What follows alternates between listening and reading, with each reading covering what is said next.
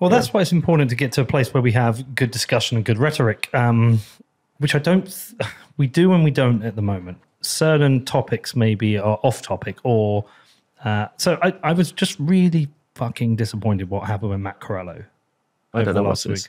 So Matt Corello, he's always getting in trouble. Well, he was tweeted something about shitcoins, right? What was it? He just said, pull it up. Yeah, just pull it up. Now, again, I have close to zero interest in shitcoins. Same, yeah. The only one I have a mild interest in, I don't call it shitcoin, actually, is Monero. Same. And I think there's valid reasons. Some people will call you a shitcoin scammer for caring about it. But I want to know what's going on. And if at any point, like I had Vitalik on the show because it was at a point where it was worthwhile having a debate of Bitcoin versus Ethereum. Just, yeah.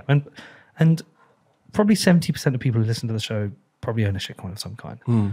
I have just no interest in the shitcoins. But I want to hear what Matt Corello says about it because I like Matt and I respect him. Clever dude. He's a clever dude. And I want to hear it and then I'm going to dismiss it and get on with my life. Yeah. Okay? But what was concerning for me and quite sinister is the follow-up to him having the statement were personal attacks on his career history. People are digging up the fact that there was an inflation bug that he was involved in creating. Now, let's just be honest about that. Bugs happen. That's why you have people checking code, yada, yada. But that was brought up and other things were brought up. And it's like step up, review the code, contribute, get involved in building on Bitcoin Core. If you're that unhappy with the inflation bug, like partly the reason that happened was there's just literally there weren't enough people with their eyes on the code. Yeah. And get involved. Like my point is, write code. Is break down his arguments, don't character assassinate him. Yeah. Because that has a couple of consequences. You might have people quit Bitcoin because that would be pushed to work on other things. Even Thingy van der Laan said, in reply to that, said, yeah, it might be time for me to move on soon. Yeah, classic. And I think, like, I know of other devs who are just sick of it. They're just sick of the bully boy mob situation. Yeah. So, and the second consequence is other people might be scared to even have a conversation, say, well, I want to discuss this, but I don't want to have my reputation destroyed. Yeah. I think this is not good. And this isn't about saying toxic Bitcoiners are mean. And this is just about saying we should be able to discuss things and we should be able to have honest and open debate and we should be able to critique things and then move on. If we can't do that, what do we have? We have this like very strict circle of ideas that we can't move from. And now having gone back and read a lot of Nakamoto Institute and old Bitcoin talk forums, yeah, they were tough debates, but they were debates. Yeah, like Satoshi, I think. I think, yeah. And I don't know. Maybe it's just because we're European and we're a bit different. Although you've got some toxic European people. But like, I just think having the discussion is what needs to happen.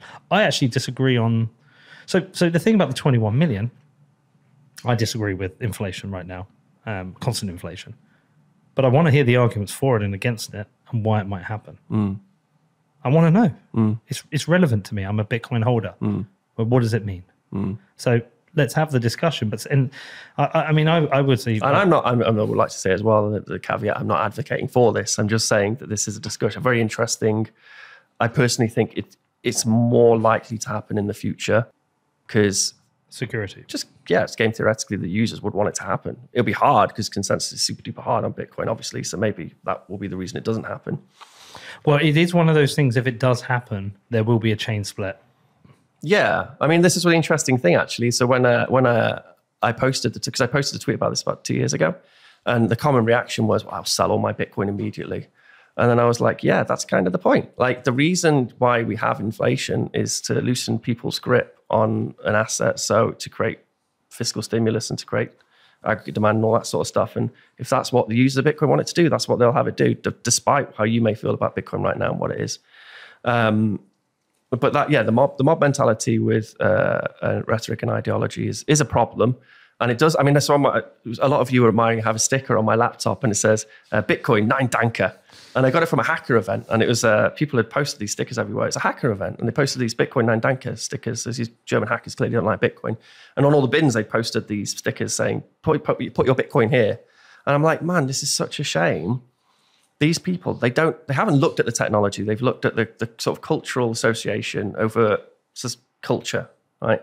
And then they've stopped there. They've got greed. It's, all this stuff I don't like. They haven't actually looked at the deeply into the technology. And it's a shame. Like, I think if we were more welcoming as users or as a community, whatever, then we would pull in more talent.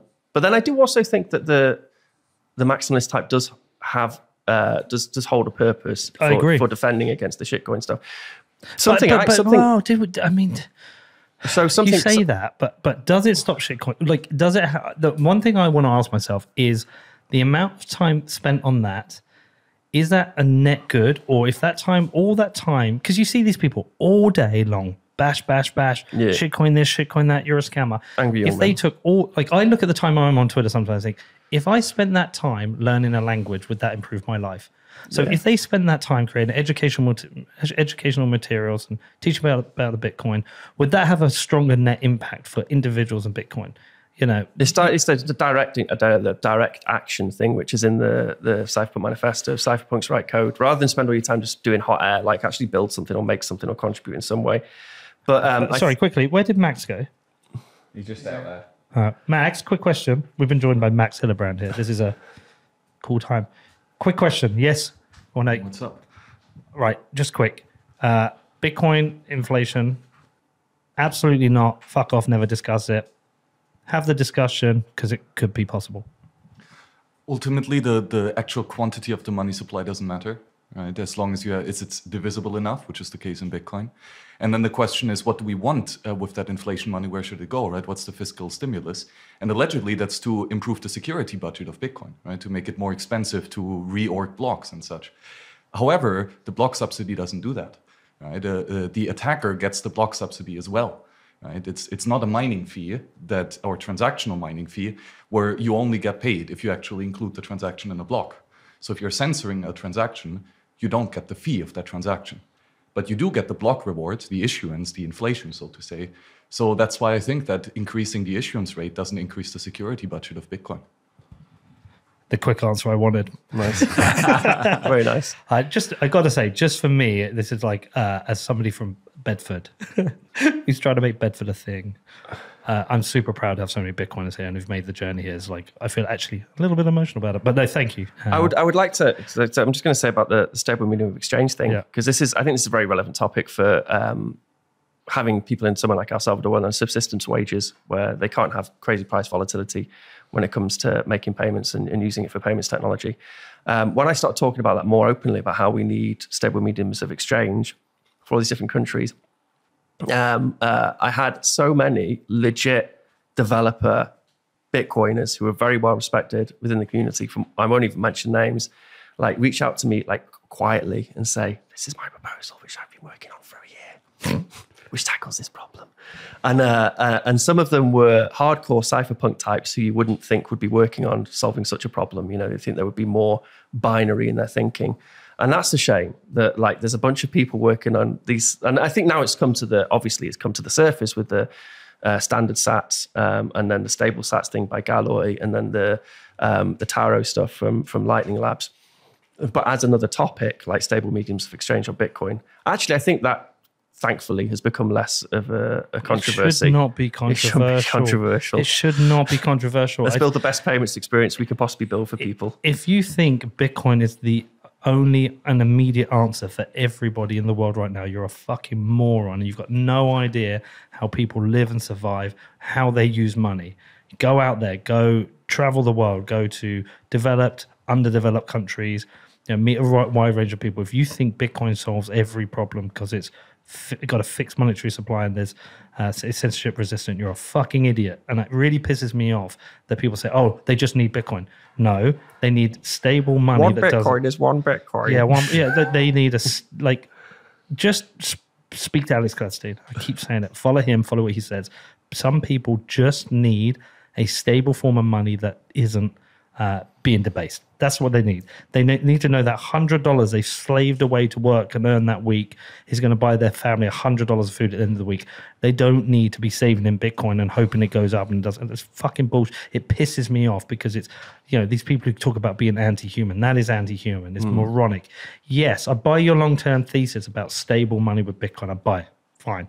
But your short-term solutions using Bitcoin are moronic. It pisses me off. Sorry, I'm ranting. But it's great that the work which is being done, and actually I think what we'll see emerge in one of these countries, which is under the imperialist yoke, such as El Salvador or maybe even Wales, is a local currency which is culturally relevant to the country where it emerges from, and it will probably outcompete like the stability of something like the US dollar or the euro. It'll be like a collection of fiat, a collection of assets, and it'll create an incredibly stable peg somehow. I think that's what will happen. Like we'll use this amazing free and open source tool set to build something which can outcompete the stability of a military-backed fiat currency.